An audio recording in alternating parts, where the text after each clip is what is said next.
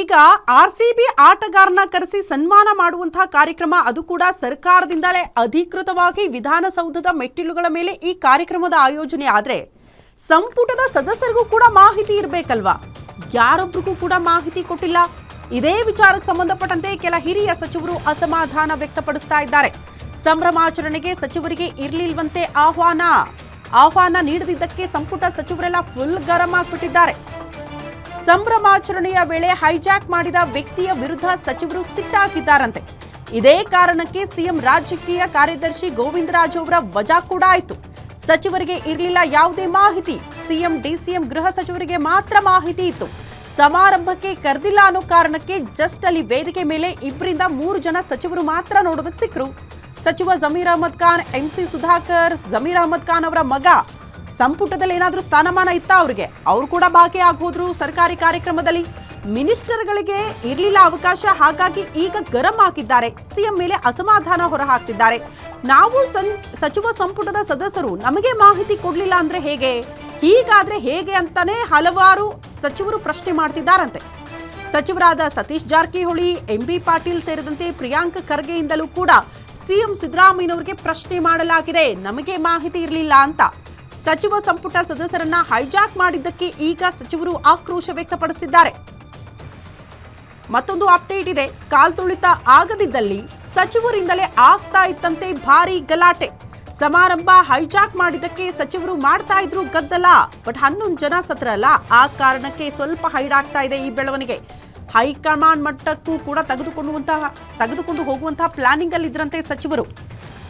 ಈಗ ಕಾಲ್ತುಳಿತ ಆಗಿರೋ ಕಾರಣಕ್ಕೆ ಕೆಲವರು ಸೈಲೆಂಟ್ ಆಗಿಬಿಟ್ಟಿದ್ದಾರೆ. ಈಗ ಮಾತನಾಡೋದಕ್ಕೆ ಸಮಯ ಸಂದರ್ಭ ಸೂಕ್ತ ಅಲ್ಲ ಅನ್ನೋ ರೀತಿಯಲ್ಲಿ. ಈ ಬಗ್ಗೆ ಮತ್ತಷ್ಟು ಡೀಟೇಲ್ಸ್ ಅನ್ನ ಕೊಡ್ತಾ ಹೋಗ್ತಾರೆ ನಮ್ಮ ಪ್ರತಿನಿಧಿ ವೀರೇಶ್ ದಾನಿ ದೂರವಾಣಿ ಸಂಪರ್ಕದಲ್ಲಿ. ವೀರೇಶ್, ಒಂದು ಸರ್ಕಾರಿ ಕಾರ್ಯಕ್ರಮ, ಸಂಪುಟದ ಸದಸ್ಯರಿಗೆ ಮಾಹಿತಿ ಇಲ್ಲ ಅಂದ್ರೆ ಹೇಗೆ? ಸಂಪುಟದಲ್ಲಿ ಯಾರು ಕೂಡ ಸ್ಥಾನಮಾನ ಪಡೆದೇ ಇರೋರು ತಮ್ಮ ಮಕ್ಕಳು ಮರಿ ಮೊಮ್ಮಕ್ಕಳನ್ನೆಲ್ಲ ಕರ್ಕೊಂಡು ಬಂದ್ಬಿಟ್ರು ವೇದಿಕೆ ಮೇಲೆ. ಅಲ್ಲಿಗೆ ಅರ್ಥ ಆಯ್ತು ಸರ್ಕಾರದಿಂದ ಎಷ್ಟು ಅಚ್ಚುಕಟ್ಟಾಗಿ ಕಾರ್ಯಕ್ರಮ ಆಯೋಜನೆ ಆಗಿದೆ ಅಂತ. ಇಫ್ ಸಪೋಸ್ 11 ಜನ ಸಾಯದೇ ಇದ್ದಿದ್ರೆ ಪಕ್ಷದಲ್ಲೇ ದೊಡ್ಡ ಮಟ್ಟದ ಗಲಾಟೆಗಳಾಗ್ತಾ ಇತ್ತಾ ಹೇಗೆ? ಖಂಡಿತವಾದ ಶ್ರುತಿ, ಆರ್ಸಿಬಿ ಸಂಭ್ರಮಾಚರಣೆಯ ವೇಳೆಯಲ್ಲಿ ಅದರಲ್ಲೂ ವಿಶೇಷವಾಗಿ ವಿಧಾನಸೌಧದ ಪೂರ್ವ ಬಾಗಿಲುಗಳ ಮೆಟ್ಟಲುಗಳ ಮೇಲೆ ನಡೆದಂತಹ ಸಮಾರಂಭಕ್ಕೆ ಸಂಬಂಧಿಸಿದಂತೆ ಸಿಎಂ ಸಿದ್ದರಾಮಯ್ಯನವರು ಮತ್ತು ಡಿಸಿಎಂ ಡಿಕೆ ಶಿವಕುಮಾರ್ ಅವರು ಮತ್ತು ಗೃಹ ಸಚಿವ ಪರಮೇಶ್ವರ್ ಅವರಿಗೆ ಮಾಹಿತಿಯನ್ನ ಹೊರತುಪಡಿಸಿದಂತೆ ಉಳಿದಂತೆ ಯಾವ ಸಚಿವರಿಗೂ ಸಹ ಈ ಕುರಿತಂತೆ ಮಾಹಿತಿ ಇದ್ದಿದ್ದಿಲ್ಲ. ವಿಶೇಷವಾಗಿ ಸಚಿವ ಸಂಪುಟದಲ್ಲಿ ಸಾಕಷ್ಟು ಸದಸ್ಯರಿದ್ದಾರೆ, ಆದ್ರೆ ಆ ಯಾವ ಸಚಿವರಿಗೂ ಸಹ ವಿಧಾನಸೌಧದಲ್ಲಿ ನಡೆಸಿರ್ತಕ್ಕಂಥ ಸಮಾರಂಭದ ಬಗ್ಗೆ ಮಾಹಿತಿನೂ ಇದ್ದಿದ್ದಿಲ್ಲ ಮತ್ತು ಆಹ್ವಾನವೂ ಇದ್ದಿದ್ದಿಲ್ಲ ಅನ್ನೋದು ಸ್ಪಷ್ಟವಾಗಿ ಗೊತ್ತಾಗ್ತಾ ಇರುವಂತದ್ದು.